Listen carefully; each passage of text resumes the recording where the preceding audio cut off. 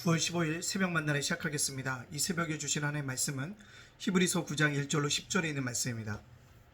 히브리서 9장 1절로 10절에 있는 말씀, 히브리서 9장 1절로 10절에 있는 말씀입니다. 제가 봉독해 올리겠습니다. 첫 언약에도 섬기는 예법과 제사장에 속한 성소가 있더라. 예비한 첫 장막이 있고 그 안에 등장대와 상과 진설병이 있으니 이는 성소라 일컫고, 또 둘째 유장 뒤에 있는 장막을 지성소라 일컫나니 금향로와 사면을 금으로 싼 언약궤가 있고 그 안에는 만나를 담은 금항아리와 아론의 쌍난 지팡이와 언약의 돌판들이 있고 그 위에 속죄소를 덮은 영광의 그룹들이 있으니 이것들에 관하여는 이제 낱낱이 말할 수 없노라.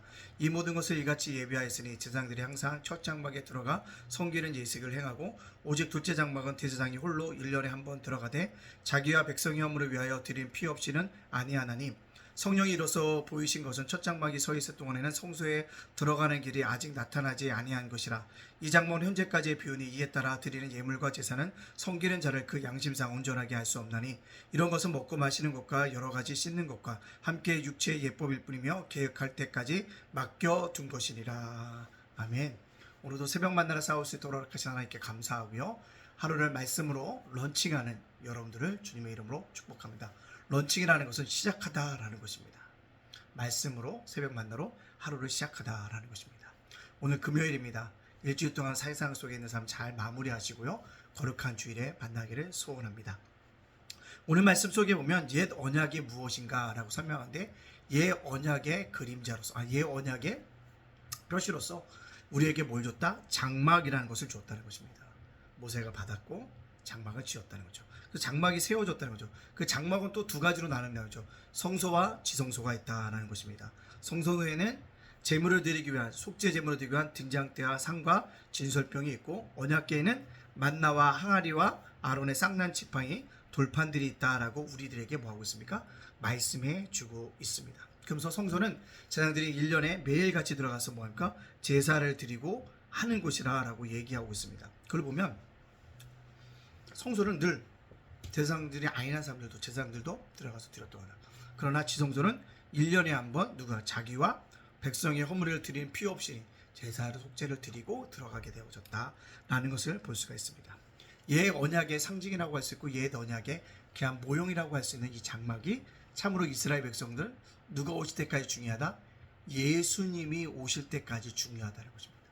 예수님이 오실 때까지 뭐 할 거다? 맡겨둔 것이라는 겁니다. 그때까지는 옛 언약이 지금까지도 유효하다라고 얘기하고 있습니다. 그러나 새 언약이신 누가 오시면, 예수님이 오시면 옛 언약은 뭐예요? 종료가 되어지게 된다는 거죠. 종료가 되어진다는 것입니다. 따라서 왜 옛 언약은요, 우리를 온전하게 할 수 없다는 거죠. 우리가 드리는 속죄를 온전하게 할 수 없다는 겁니다.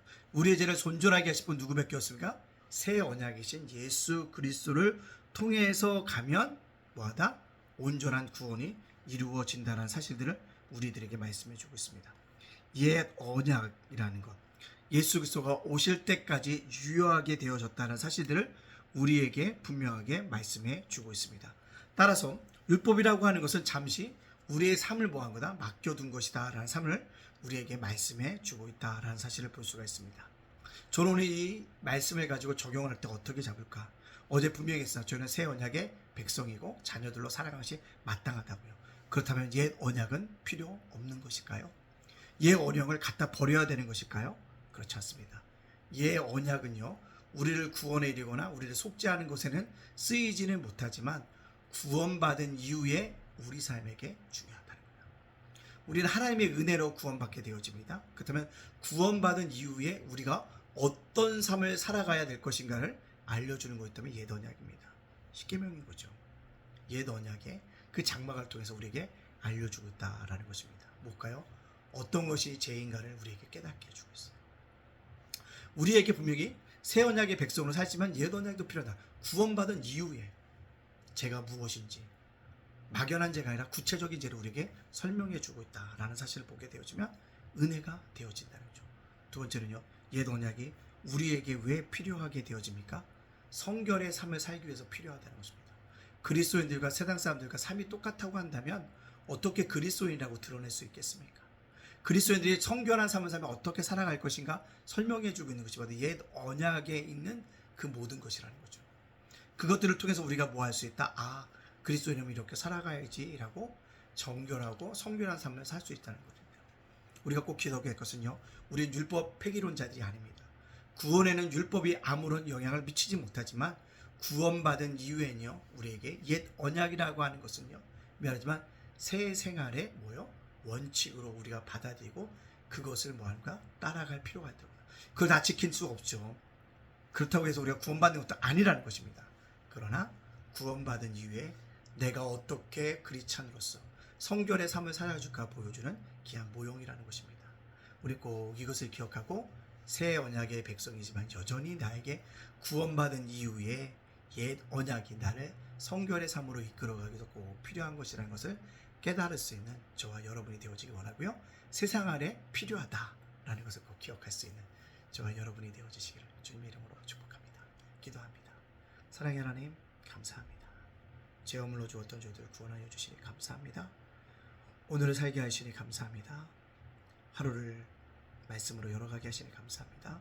오늘 하루도 닫을 때 감사함으로 닫게 하여 주시고 오늘 살아갈 때 우리가 새 언약의 백성이지만 옛 언약이 우리에게 성결의 삶을 보여주는데 필요한 것을 꼭 기억하게 해주시고 구원받은 이후에 새 생활의 모습으로 그런 것들을 살아갈 수 있도록 인도하여 주시옵소서. 또 죄를 깨닫게 해주는 귀한 또한 원칙인 것을 우리가 알게 하여 주시옵소서. 오늘 사랑하는 우리 성도들 일주일 동안 세상에서도 지켜주시니 감사합니다. 잘 마무리 짓고 거룩한 주일에 함께 만나길 소원합니다. 예담교회 아버지 작은 도서관 제가센터 윤수희 목사와 저희 가정을 지켜 주시옵소서. 모든 영광 주님께 돌려오며 예수님 이름으로 축복하며 기도합니다. 아멘.